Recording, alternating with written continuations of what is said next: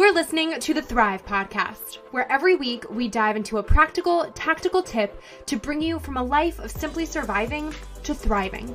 It's personal development for the everyday girl who is done with coasting through her days, done with feeling like she's missing out on the deeper meaning of her own life, and done with mediocrity once and for all. Because it's not enough to simply survive.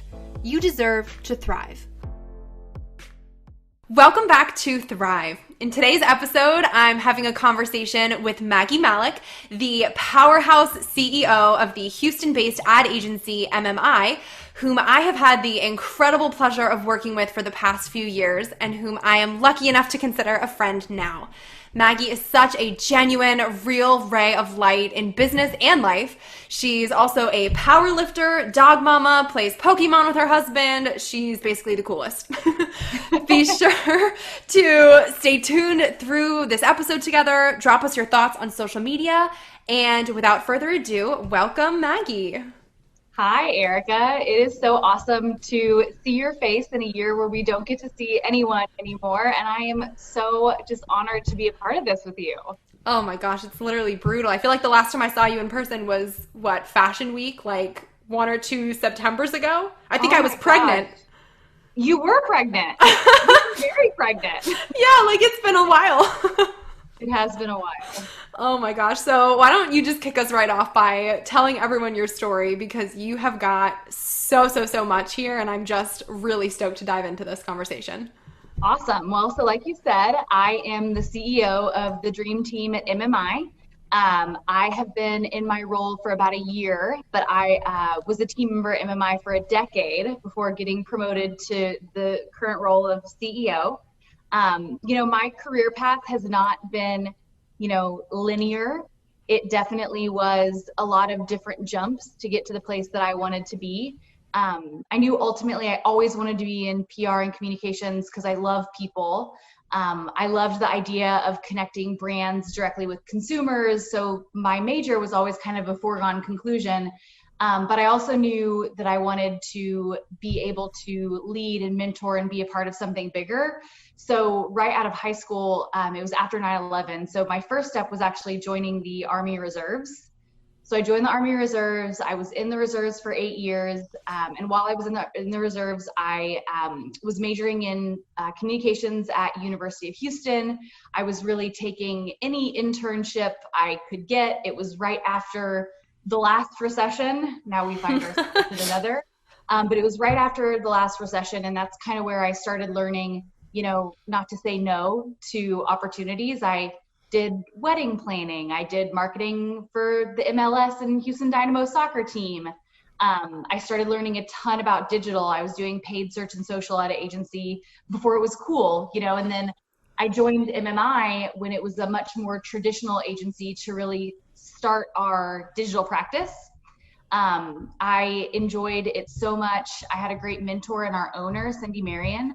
The more I learned about the business side of running the agency and operations and HR, and again, getting to leverage that part of me that loves leading and mentoring, I knew eventually I did want to lead an organization like MMI. I didn't know necessarily that would mean be CEO. I thought that might be like chief strategy officer or chief operations officer.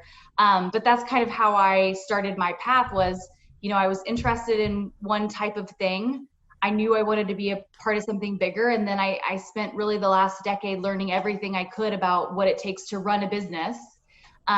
So then when my former CEO, he left to go work client side. So when the opportunity came up, I was ready and just jumped, and I said yes, even though it was crazy and a little scary, but it was super awesome. And I think the timing was just fantastic for everyone. I knew the business side of it. I knew the agency really well. And I knew what we needed to do from a vision perspective to take it through. Now we find ourselves again in a giant recession. We've got coronavirus, you've got employees dealing with their kids at home. You've got, everything going on from the racial injustice side of it that's super scary that people are dealing with. And, I think being a woman leader, leading with empathy during this time, while also understanding what we need to do as a business to keep all of the employees safe, has really put me in the right position of CEO at the right time for our company. Mm-hmm. I mean, you've really been through the ringer of literally having all the things that could possibly happen Yeah. in 1 year of all timing. So it's crazy, but I'm sure you've been doing it with such grace and poise and learning through it all. So it's like there's really no better person for the job than you right now in this moment. I try. It's hard. There are hard days, and I think as long as what I try to do is, again, balancing the business side with the human side and finding ways to keep both top of mind have been really important.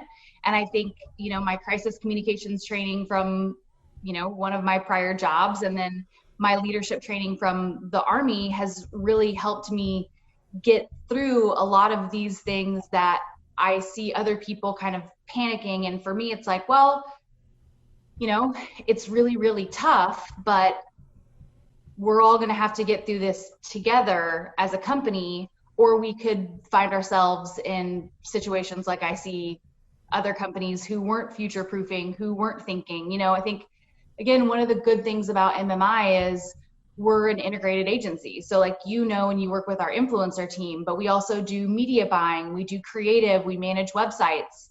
And I think that has really been able to keep us steady through this recession, because we've been able to pivot to client needs and keep our business steady. Even if, Facebook ad spend goes away tomorrow, we can pivot over to TikTok or something else, so it's definitely been a crazy year, and I would be lying if I said any part of this was easy. But again, I think if you put people first, and your goal is getting the company through so you can get the people through, that's a much better way to focus than just obsessing about the bottom line. Mm-hmm. Well, I guess 2020 happenings aside, what do you think has been the biggest challenge in becoming the CEO of a company? Particularly, obviously, since you're a female CEO, which has its own whole array of challenges just in and of itself. I think the biggest challenge, and you and I have talked about this a lot, even before I got promoted, but is just imposter syndrome. Imposter syndrome is real, and it can be very, very debilitating. I think for me, the biggest area that I learned to overcome it was probably my time in the Army, when I was one of 8 women in a unit of 200 in 6 months of basic training. That was tough. I was always underestimated. But, pushing myself in, American Ninja Warrior type leaping over boulders situations really helped show me that, like, even if you're not coordinated and you're clumsy and goofy, if you put your mind to something, you can do it. So I think for me, getting promoted to CEO at first was, oh my gosh, like, this is the first time I've ever done this, but if you look back at history and try to ground yourself in, a lot of CEOs, it was their first time doing it, and they were picked for a reason. I was picked for a reason, and my voice matters. I think it's easy to get caught up in the day-to-day decisions of like, well, I've never had to make a choice like this before. Am I making the right choice? But really, trusting your gut and knowing you are here in that role for a reason is what I always try to like make my true north. And that helps me overcome that imposter syndrome. Also, having a really strong group of women that are senior executives at other agencies and in other industries. There's a woman that actually works at a big banking organization here in Texas. It's a credit union. She's very senior, also has dealt with the Texas good old boys in banking. So she's a friend through a friend. We met each other, and like, we kind of talk about like, this is this crazy thing that happened today, so I think having that support system has also really helped. But definitely being young, being a first time CEO, being female, all of those things can be super duper challenging. But I think, again, trusting yourself, giving yourself, grace, and surrounding yourself with really good people who are going to support your decisions, but also tell you when you might be wrong, has been what has helped me get through it successfully. I love that you said too that you have to remember that you're the first, everybody has a first time doing it, because that's so true regardless of what field or industry you're in or what position you're in. It's like every single person who is ever famous today had to be a first at some point in their life. They had their first, no one was born CEO. So I feel like that's a really good reminder for people, even if you're not CEO of a company, but it's your first time in literally anything. You can just... Your first time managing people. Exactly. Your first time presenting. Like your first time, even you, like your first time going to speak to companies about what it is like to be an influencer. Oftentimes you're talking to people who don't get it at all, and they're going to ask you all kinds of crazy questions, but like they invited you to have a seat at the table because you know what it's like to be a content creator and an influencer and have an audience. And so, yeah, I think that reminder that there's a lot of firsts and they're never going to be easy has been super helpful for me. Oh, absolutely. Do you think it's impacted by the fact that you are also a 3-wing too, like me? I do. I definitely think the 3-wing too, the achiever side balanced with the wanting to help people side is big, because we beat ourselves up more than anyone else. Like, we're our own worst enemy. Nobody needs to tell me that they second guess my decision. I already thought 400 different ways to do it before I settled on the final one and beat every single one up, Yeah. So yeah, I definitely think that's part of it. Yeah, because literally, I think it was not the most recent, but one before that, there's an episode on Thrive that we did with an Enneagram coach, and she said the biggest form of self-sabotage for Enneagram 3s is imposter syndrome, and it is like the core thing that we struggle with the most, and oh my gosh, it could not be more true. It's so funny because it's funny too when you think of Enneagrams.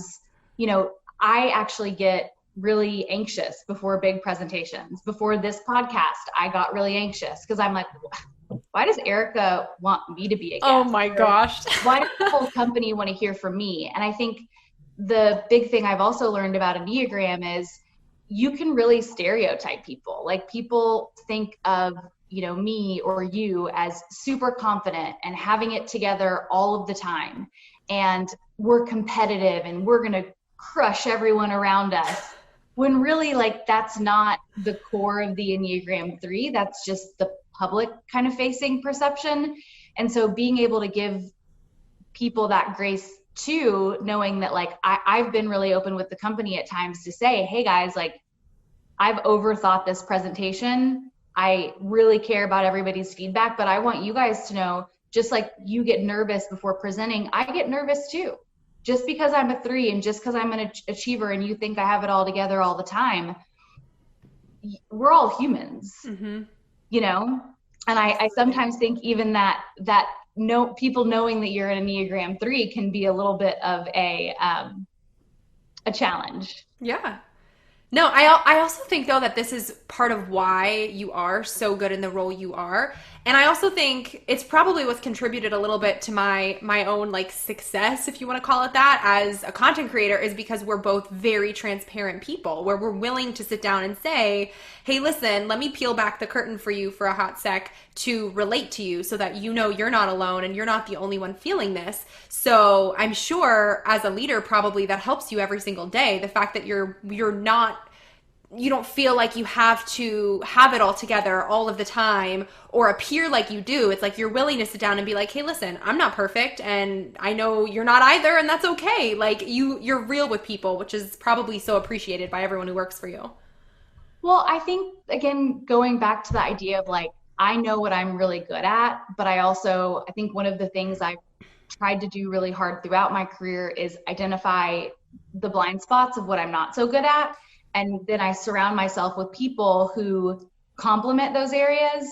And I take feedback very seriously. Like, I give feedback and I want to receive feedback. I also think disagreement is a really healthy and important part of having open relationships.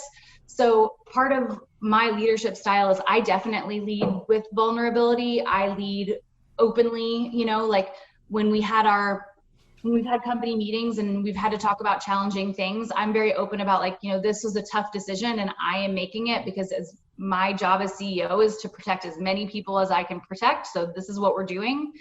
But I just think that that's a lot, it's a different leadership style than you may learn in business school. Not everybody is going to be comfortable saying to the company, hey, this is an uncomfortable decision, but I had to make it. And so this is what we're doing. But then on the flip side, I also am always really unapologetic about the fact that I am protecting this group of people so that we can get through everything together.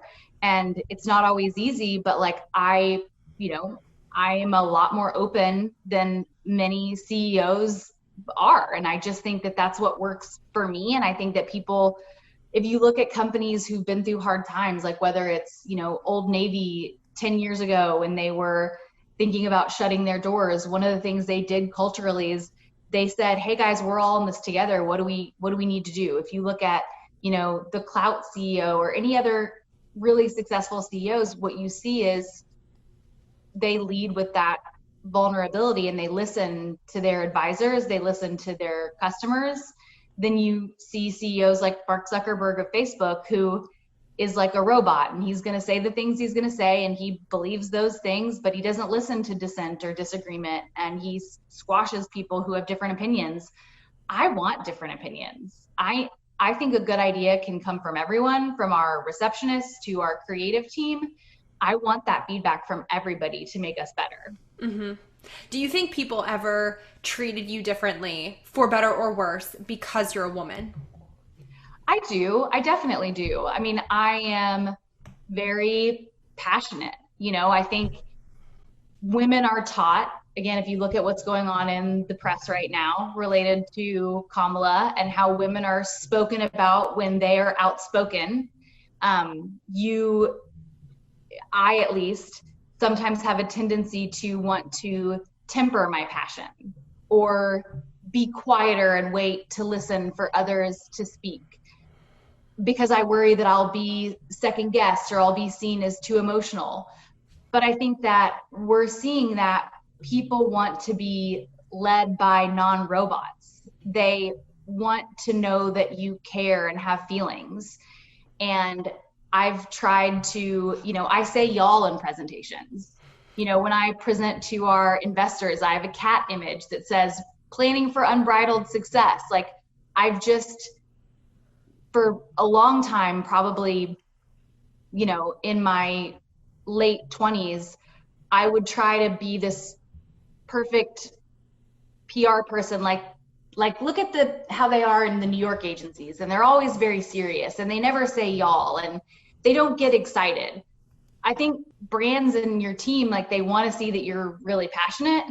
And so I've tried to throw out some of that out the window. Like, yeah, there's going to be times I'm too passionate. And yes, I'm going to get emotional about certain decisions. And if people have an issue with that, then that's fine. I don't need them in my life. I don't need that kind of advice or energy. I think we have a long way to go as a society for women to be treated as equals, for people of color to be treated as equals. There are not many of us.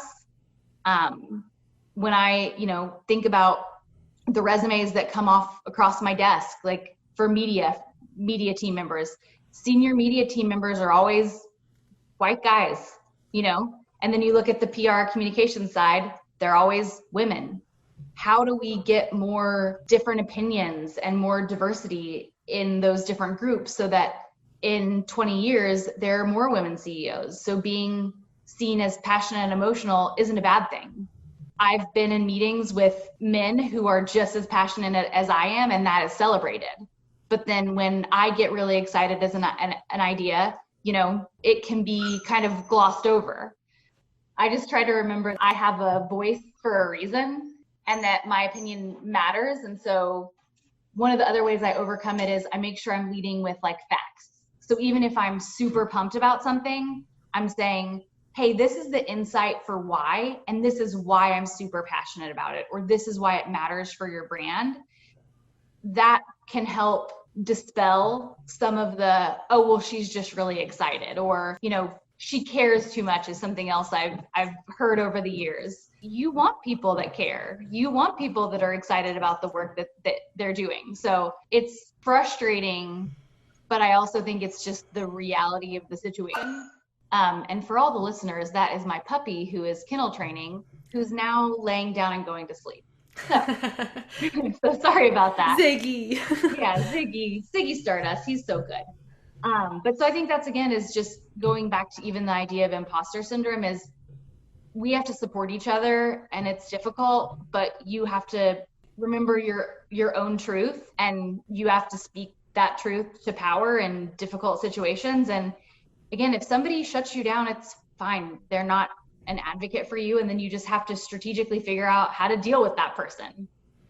I also think it's important to not take it personally, because I almost wonder if that's something that holds women back from rising ranks more in leadership roles, is because everything can be taken as a personal attack instead of being able to separate it a little bit and distance it and literally just think of it as feedback on an idea instead of feedback on you as a person. Well, yeah. And I think that's the other thing that's interesting about feedback too, is not everyone is coming from a good place when they get feedback. Yeah. People are mean and manipulative. And while I take feedback really serious and I listen to it, that doesn't mean, exactly like you said, sometimes you have to almost listen to it with two brains. Is what valuable pieces can I take from this feedback that are the facts that I should listen to? And what are the pieces that I need to not take personally? So yes, you didn't like that I said y'all in the presentation, but you loved all the information. So the information's great. Next time I meet with you, maybe I'll just be a little bit more fact-based, because that's the way you take in information, right? So yeah, I think that's important too, is all feedback is not good feedback. Not everyone is coming at it with the same authentic or mutually beneficial approach, which is hard, because you want to trust people and you want to listen to them. But then you also need to know that, like, in business, there are a lot of people that are watching out for themselves. Being someone who's more of a company group person, I think that's the 2 of the Enneagram 3-wing 2, is I care about humans a ton. Not everyone is like that. For me, I try to keep faith in humanity and everyone being inherently good, while also knowing that, like, some people are kind of just jerks. It's so true, though. Talk to us more about your views on good feedback, because I think, especially given your role and how often you have to do this is such meat for people who aren't good at feedback, aren't comfortable with it, might need to provide it for other people. I know you and I both share a fondness for Brene Brown and how she has said, clear is kind, unclear is unkind. So whether it's a boardroom or a dining room, what is your approach for handling tough conversations? So I have a feedback formula that I follow that I think is really important. I think a lot of times when people are giving feedback, they are worried they're going to hurt the other person's feelings. But the facts are the facts. And so the feedback formula that I like to follow is what happened, what was the impact, and then very simply, what do we need to do next time for that not to happen again? So you said XYZ thing in a meeting, it made everyone feel uncomfortable or dislike a certain client we work with. So moving forward, I need you to be on team X and don't say negative things. Or you just keep it very simple. Or like, you missed this deadline, so the impact was we didn't close out our books in time, and next time I need you to meet your deadline. I think in personal relationships with my husband, I try to do that too. When you don't always make Ziggy sit, he knows that he can ignore you, so then he ignores me. So can you please help me by making him sit? And it sounds like kind of sarcastic in the way I'm saying it to you, but again, it's like you're trying to focus on, like, this was the issue. Otherwise, it's way too easy to, like, boil the ocean and have 4,000 other things, like 6 months ago you did this and now I'm frustrated by this. And it's like, no, this is the thing that we need to talk about. So let's talk about that one thing. And exactly like Brene, who's from Houston and also went to U of H, I love her so much. She has some really good tips on it too, is it's, again, you're not burying the lead, and you also want it to be a discussion. I think the other good thing that I've learned from her and her approach to it is when you're giving feedback, you also have to be in the mindset to receive feedback. So there's a time and place for, especially as a CEO, there's a time and place for me to say, hey, one off, this is the thing that happened. We're not disagreeing right now. Like, this is not a debate. This is the thing that happened. Do this next time. But then following that, I want to know, was I not clear about the deadline? Or were we thinking about what done looks like in two different ways? Like Brene Brown talks a lot about like, what does done look like? So when I'm kicking off a project, to make sure that we're all on the same page about what we need to do. And again, I would say this with my husband when we're looking at how we're going to paint a wall, or my mom, or even my team, is what is it we're trying to accomplish? And at that time, I want questions. I want to know, here's the project I'm telling you about. What do you think done looks like? Paint what done looks like. So then they can say, I think that what you're looking for is us to come back with a brief. And I might say, no, I actually want you to come back to me with 3 creative ideas. But if we hadn't had that conversation at the beginning, then later my feedback is going to be, well, you missed the deadline. And they're going to be frustrated because they're going to feel like, well, I gave you what I thought you were asking for. And those two things are different. And that's where I feel like there's roles and responsibilities, conversations that need to happen, all of those different things. But when you're kicking off someone new or something new, that's when you need to have the space for discussion, right? But then when you're delivering feedback, especially something that's very, I would say black or white, like there was a deadline or we needed to do this and it didn't happen, you just need to talk. So I like that. It's what happened, what was the impact, and then what could we do next time? And sometimes, like I said, that leads to a discussion.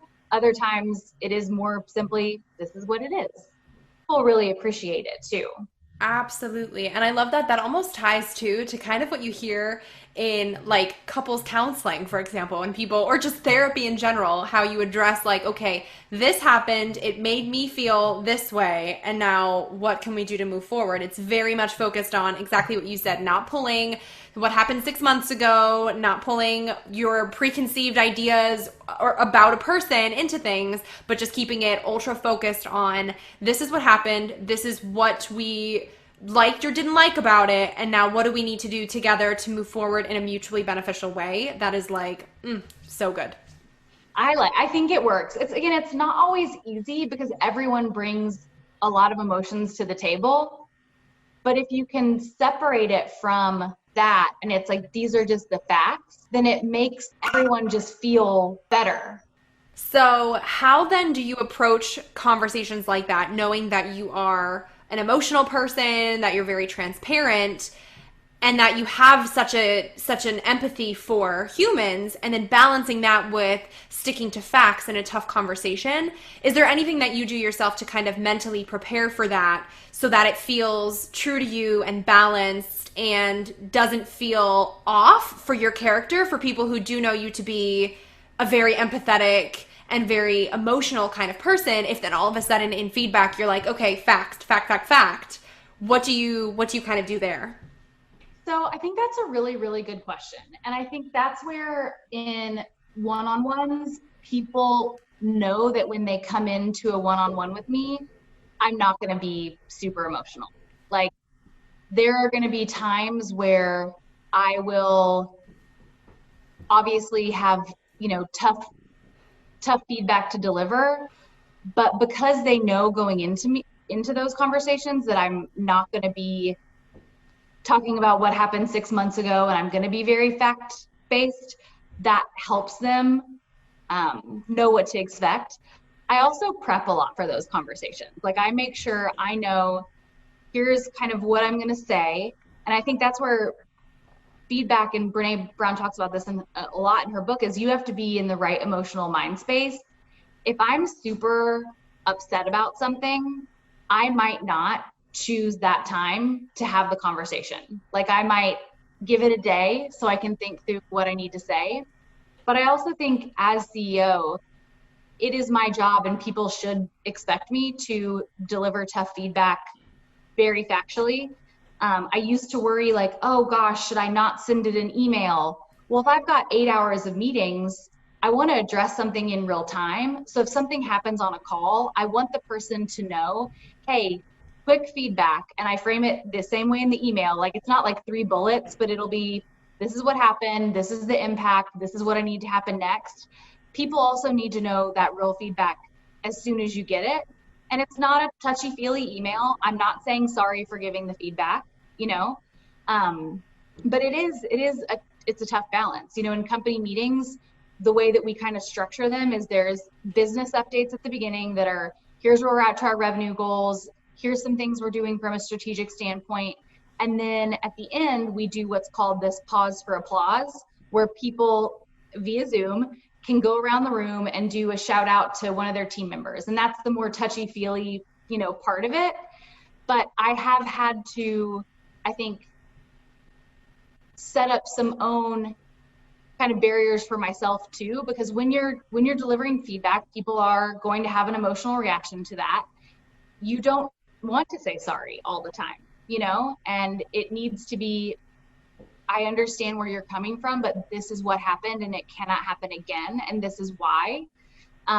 You have to, as a leader, protect your own emotions too. Like you have to make sure that like you have those boundaries. Leading with vulnerability does not mean I tell everyone everything about how I'm feeling every single day, but it does mean that people know that they can come to me and I'm going to be super honest, bad, good, ugly about what the facts of the situation are, because they know that I care a lot, without wrapping it in a bunch of pretty words or I would say inauthentic emotions or inauthentic apologies. Like I always used to hate when people would give me feedback and then they would say sorry. I'm like, no, I don't need you to say sorry. I just need to know what I need to do differently next time.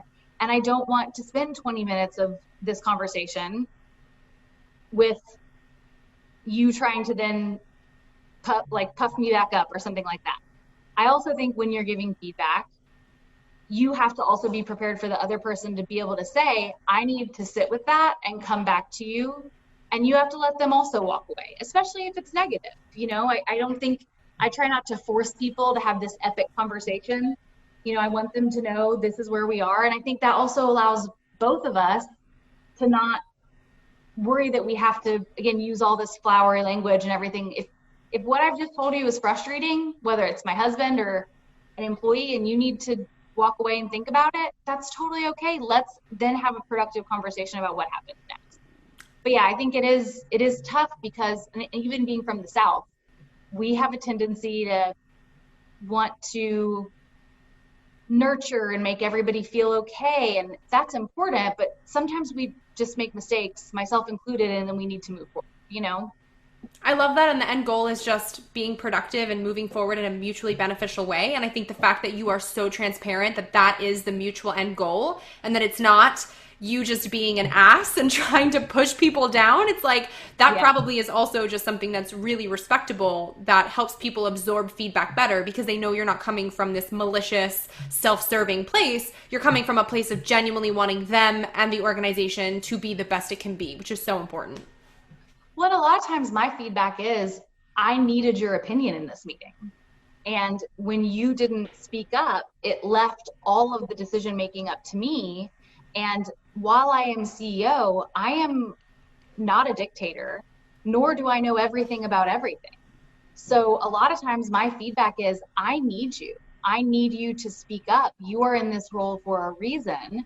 If you don't like my idea, you can tell me that in front of people. But if you don't say anything, and then later the feedback is, you didn't like the idea, well, now we've just wasted a lot of people's time. You know, I think that people knowing that like that's another way that I approach feedback is helpful, but it takes time. And I think that feedback is a cultural thing, you know, like you have to get people used to giving it to each other in real time, you know, like if you're upset with somebody in a meeting, have a one-on-one with them and talk about it. Don't wait a month and then talk to their supervisor and then everyone sits on it. Like, so that feedback culture is something that we are working really hard to continue to improve, because it takes time. People aren't used to it. They want chains of command and, do I tell HR, or what happens over here? And it's like, no, it's just like in any relationship,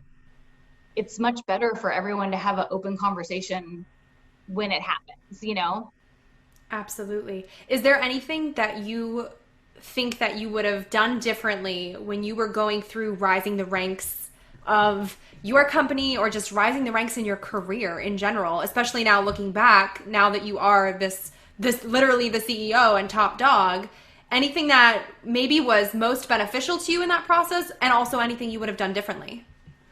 I mean, really looking back and even thinking about how the advertising industry has changed and seeing what other agencies do, is there's a lot of silos in organizations. Like, you have your little, like, maybe you're on the comms team and y'all are all super tight, and it's the comms team versus the media team. So then those two teams aren't giving each other feedback because they're going up to their VP, and then you've got this like epic telephone game that causes problems. Or like, you rely too much on hierarchy, where I think one of the good things about, again, MMI is, even 10 years ago when I joined, everybody wanted kind of ideas from everywhere. But I do think our organization was still very siloed. Like, there was a comms team, an account services team, a media team. So one of the things that we're doing now is we're really working to break down those barriers between teams. So even if you're on team X who's on the comms team, if you work with the media team, y'all are an integrated team. You know, like, y'all need to be talking to each other, sharing ideas, giving feedback. So I think that's just a way that the agents, I mean, I remember some of my first internships where it'd be, you know, the marketing team was handling one thing and the sales team had very different goals. Well, there's still symbiotic places you can find if you're actually talking to one another, rather than just living in your own little silo. Also, understanding what it is that other teams are challenged with helps you help them. So, you know, I think that's, again, like something that we're working really hard to improve on, is that integration, more clear communication without all of these crazy lines of hierarchy. Again, I think from, you said one of the bad things I probably learned in my career was in the Army. It is very hierarchical, and you do exactly what you're told and you follow that truth off a cliff. That's good in life or death situations in some cases, but that's very opposite to what I've tried to do in companies I've worked with. And I think that seeing as a society how much we struggle with feedback and how we struggle with disagreement, it's something I've really tried to push, and I've appointed leaders who are really good at that. They've done that in their career. In some cases, I hired a VP of media 3 months ago. He joined remotely. It's been crazy. I love him. But he's managed teams of 150 people, all remote, all over the US, and he knows how to help build that integrated feedback culture. It was something that we wanted to bring in from outside, because sometimes you look at yourselves and you think, oh, we're doing this really well. Everyone likes each other. We're communicating. It's awesome. But then you have somebody come in who says, well, yeah, y'all are really happy and everyone does love each other, and that's great. But like, there are times when y'all don't communicate as well as you think you are. And here's some ways we could do that better. So just breaking down who needs to communicate what has also been, I think, really helpful.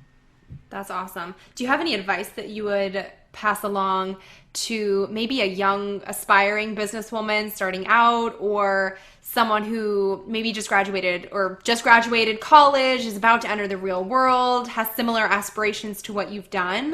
What would you tell her? I think knowing what you want to do and finding weird ways to get there is super helpful. So like, saying yes to anything is something that I did, right? Is I knew that I wanted to be in communications, but you know, there weren't as many jobs when I started as there were graduates. And so I did wedding planning for a little while. And that might seem weird, but in PR and communications, you do a lot of event planning. So learning about event planning for 6 months was really helpful to me. Like I know how to negotiate napkin costs. And that was really great when I was planning events for brands. But I think just staying true to like, okay, this is my ultimate end goal where I'd like to be. It doesn't have to be a perfect path. I think also a lot of employers, me especially, like I love to see people that have worked in retail. I love to see people that have weird, crazy backgrounds. Like I don't always love the person who majored in X, interned in it, and then had the perfect, I was an account manager and then I was a director and now I want to be a group account director, because they haven't experienced working across different teams or working across the aisle or having jobs where they're super people focused or sales focused. They've always been in a very hierarchical organization, So I think also being okay with doing odd jobs actually could be really good for your resume. I will say I also don't care as much about degrees. Like if you don't have a degree, but you've done XYZ thing and you've been doing it for 10 years, especially in digital, that's fine. Like I know when I was in comm school, I go back and guest teach at U of H because they're still not really teaching, digital as much, or their digital will be like a digital 101. And that's a lot of colleges are struggling with that, So I think that knowing kind of what you want to do and then picking things to specialize in to get you there. Like if you want to be a senior media planner because you love digital and data, maybe taking a stint in wedding planning doesn't make sense for you, right? But learning Facebook really well and running Facebook ads for your mom's company on the side is exactly what you need to be doing. So those are the little things that I think help if you understand kind of what your end goal. Again, for me, it was like I wanted to be in communications because I love people and I wanted to be in a job that would ultimately let me lead and mentor. And so everything I did helped ladder up to that in various ways. I mean, I think I learned some of the best things and made some of the best connections bartending. My first real communications internship, I was bartending and one of my fellow bartenders' sisters worked in PR. So she got me my first internship at a true PR place. If I hadn't met her, I would have been sending resumes, cold calling, applying. And so I think even some of those weird things have benefited me more than being in PRSA or something like that. And not to knock PRSA, I think PRSA is fantastic. But when you're young, you don't know where recommendations are going to come from. I think also for young people that I've even encountered today, like their mom might have a really good idea or want to introduce them to me. And a lot of times people won't want that introduction or want that help because they want to find it on their own. Where I'm like, no, let your family, let your friends, let people help you. Like those are often really good connections because I would rather look at somebody's resume from a warm person I know than just getting a resume off the internet. I love that too because it emphasizes taking away ego. And I feel like ego holds people back in so many ways, but just focusing on actual skills and being able to connect that to where you want to go is so huge. It's like I deal with that all the time if people ask me how to do what I do now. And it's funny because I went to the Wharton School of Business and like, did I learn anything of what I'm doing in my life and job now at Wharton? No. Like could or should I get hired by like a big bank or something in finance? No one should hire me in finance. I'm not good at it. Like that's not where my skills are. So it was like I dug my heels in and focused on building skills in what I was actually interested in pursuing on the side while I was getting a degree in economics. And now, I mean, like, sorry, mom and dad, but I don't use my economics degree to do what I do now. So a lot more than you realize though. You know what I mean? Like understanding the ebb and flow of business and helping you plan out even like what you should be doing in 2 years. Like it's totally true though. Like you take the pieces from Wharton that you can apply to your big dreams. Right. And the cultural economics part of it, you might not worry about as much. Right. Well, yeah, I mean, and like what you said too, they're not teaching like digital, it might be very basic digital media, but everything Like, beyond yeah. that, right. Here's the internet, here's this thing called Facebook, and you can run ads on it. Have a nice day. Like, it's like everything that I wanted to do when I was in college to pursue my blog, I was on YouTube or I was Googling like basic information and educating yourself, you know, like you can get a degree and that's great, but don't be afraid to dig your heels in and use the very free, very popular google.com to further your education because 100%.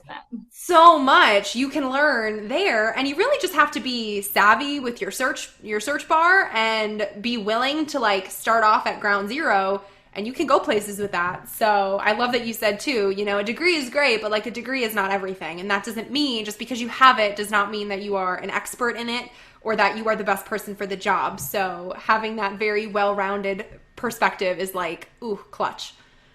I agree. And I think we haven't really talked about this much, but like one of my biggest kind of, I would say life defining moments, my dad was super awesome. He was in sales. He didn't necessarily have a degree in sales.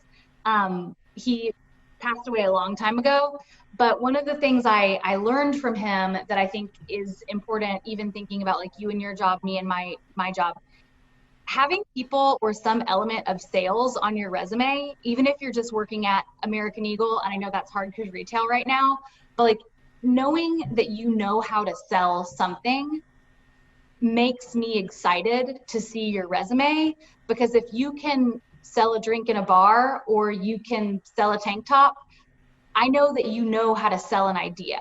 You might need some mentoring to get there, but that's another thing that I feel like, again, people think certain jobs are beneath them.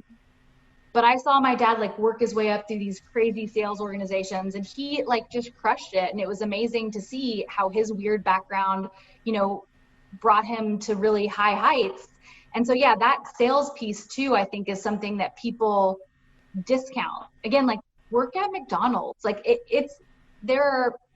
teaches you to be good with people. It teaches you patience and kindness. And it shows me that like you can also be in really stressful, high, crazy situations. Yes. And I love that too, because it's like, don't just do the job and like just show up and do the bare minimum. It's like, figure out what you can bring to it and what you can get out of it, because both of those things are important. So if you're showing up as your best self to do your job the best you can, there's also stuff that you will get from that. Like, even if you're not thinking of it in the moment, you'll look back and be like, wow, like I remember how that I was handling that super difficult customer, and just even the deep breathing that I had to learn every time that I was on the phone with that client now helps me when I'm dealing with this difficult person. It's like you can connect the dots between anything if you are looking to do so and trying. So that's awesome advice. Yeah. I think people just, that you have these mental preconceptions about what certain jobs are. And again, that's why I love the way the industry has changed, is I think more people are like me, where they're open to hiring people with different backgrounds. Yeah, I love that. So Maggie, I want to close off by asking you two questions that I ask all people who come on the Thrive podcast. And that is, what does thrive mean to you? And how do you strive to thrive in your own everyday life? So thriving for me just means being very unapologetic about who I am and giving myself grace and forgiveness on days when I haven't done that at my best. So I think that's for me. How I strive to thrive in every day. Again, I think this is the Enneagram part of me. I want to do everything perfect. I want to be the best weightlifter. I want to be the best CEO. I want to be the best dog mom. I want to be the best friend, wife, all of the things. You have to have space to give your brain a break. So I have tried to, like, I don't read business books as often. I read fantasy because I want to read something that is fun and allows my brain to shut off, you know? So thriving for me means that constant seeking of balance. I don't know that I will ever find it, Yeah. but if I push myself too hard in every area, then I fail in all of them, rather than saying, this is my focus right now. It is a global pandemic. CEO and wife are my two top things. If I can't do weightlifting this week, fine. Who cares? I'll go for a walk with my dog, you know? Yeah. And I think if you don't learn where you need to focus for that time in your life or that season, then you just exhaust yourself.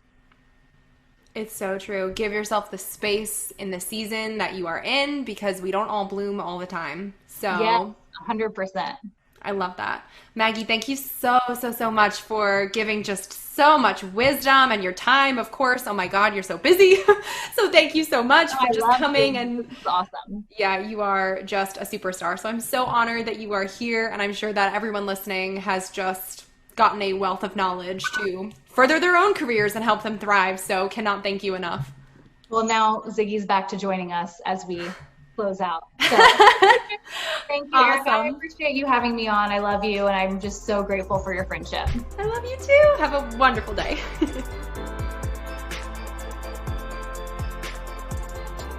Wait, before you go, if you like what you just listened to, drop us 5 stars on iTunes.